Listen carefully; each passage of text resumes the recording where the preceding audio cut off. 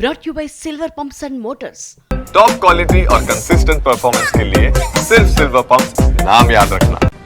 వంకర బుద్ధితో పేర్లు మార్చుకుంటూ పేచీలు పెడుతున్న చైనాకి దేశభక్తితో అరుణాచల్ ప్రదేశ్ సమాధానమిస్తోంది.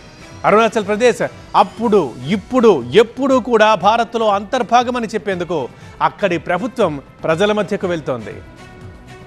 కంటికి కన్ను పంటికి పన్నుతో చైనాకు జవాబు చెబుతోంది భారత ప్రభుత్వం. అరుణాచల్ ప్రదేశ్లోని భూభాగాలకు పేర్లు మార్చుతూ చైనా చేస్తున్న ప్రయత్నాలకు దేశభక్తితో ధీటుగా సమాధానం చెప్తోంది. 63 ఏళ్ల క్రితం భారత్ చైనా యుద్ధంలో చైనా దుశ్చర్యలను తిప్పికొట్టిన అరుణాచల్ ప్రదేశ్లోని వాలోంగ్లో తిరంగ యాత్ర నిర్వహించారు. ముఖ్యమంత్రి పెమా ఖాండు ఈ ర్యాలీలో పాల్గొని దేశభక్తిని చాటారు.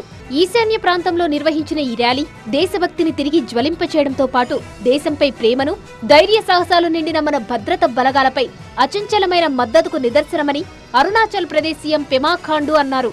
అరుణాచల్ ప్రదేశ్ పై భారతదేశ సార్వభౌమాధికారాన్ని చాటి చెప్పేందుకు భారత్ చైనా సరిహద్దుల్లో ఉన్న తొలి మారుమూల గ్రామం కిబితూలో అరుణాచల్ ప్రదేశ్ ప్రభుత్వం. ఏ రాజు, ఎవరా అమ్మాయి? ఇది మ్యారేజ్ ఇన్విటేషన్ కాదు, నేను కొత్త బిజినెస్ స్టార్ట్ చేస్తున్నాను. కానీ ఎలా? బాస్ వాలా. Be the boss. కేబినెట్ సమావేశాన్ని నిర్వహించింది. లైన్ ఆఫ్ యాక్చువల్ కంట్రోల్ సరిహద్దు రేఖకు కేవలం 8 కిలోమీటర్ల దూరంలో ఉంటుంది ఈ గ్రామం. ఈ చారిత్రక భేటీకి కేబినెట్ ఆప్కే ద్వారాని పేరు పెట్టారు. ఈ కేబినెట్ సమావేశంలో అనేక అభివృద్ధి కార్యక్రమాలపై నిర్ణయాలు తీసుకున్నారు. ఇందులో అనేక జల విద్యుత్ ప్రాజెక్టులున్నాయి. కొత్తగా 200 హోంగార్డుల పోస్టులకు అరుణాచల్ ప్రదేశ్ మంత్రివర్గం ఆమోదం తెలిపింది. అలాగే సెక్రటరీ పోస్టులను 3 నుంచి 8కి, అదనపు కార్యదర్శుల సంఖ్య 8 నుంచి 13కు పెంచుతూ కీలక నిర్ణయం తీసుకుంది. పరిపాలన, విద్య, విద్యుత్, అంతర్గత భద్రతకు సంబంధించిన అనేక సంస్కరణలు తీసుకొస్తూ సీఎం పెమా ఖాండు నేతృత్వంలో కేబినెట్ నిర్ణయాలు తీసుకుంది. భౌగోళిక అడ్డంకులను ఈ కేబినెట్ సమావేశం బద్దలు కొట్టడమే కాదు, వికసిత అరుణాచల్ ప్రదేశ్ కు బలమైన పునాది వేసింది.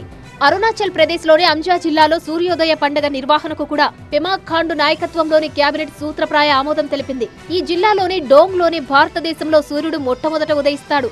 ఏటా జనవరి 1 నుంచి 5 రోజుల పాటు ఇక్కడ వేడుకలు నిర్వహించాలని నిర్ణయించారు. చైనా సరిహద్దును ఆనుకొని ఉన్న ప్రాంతంలో కేబినెట్ సమావేశం నిర్వహించడం ద్వారా అరుణాచల్ ప్రదేశ్ ప్రభుత్వం చైనాకు దీటైన సమాధానం చెప్పింది.